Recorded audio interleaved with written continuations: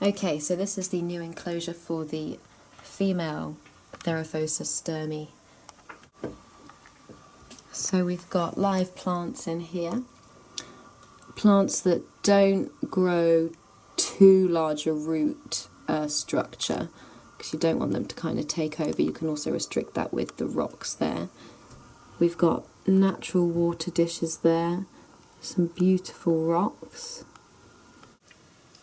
So to talk a little bit about the setup we've gone for here, ultimately what we want to achieve is high humidity, but without obviously any stagnation or mould, and kind of avoiding this idea of watering the tarantula essentially. So what we've gone for here, I've drawn a little diagram, got a little bit of sand at the bottom to protect the glass as well from that thick layer of gravel, which is about an inch, and then on top of that we picked out the most clay bits from the potting soil that we had, pressed them really tightly, so you've got a really compacted layer of clay there which will act as a kind of moisture blocker.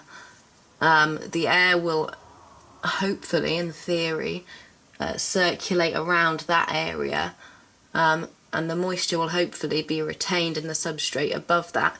You can see the kind of moisture cycle through those arrows there. So we've got then the coconut coir potting soil substrate mix, and on top just a layer of quite sandy potting soil. So the moisture travels through there as we wet the water dish and the plants and so forth into the substrate, which then is contained in the substrate and pulled up again through the plants and then released into the atmosphere. So we're creating kind of, in theory, a natural humidifier.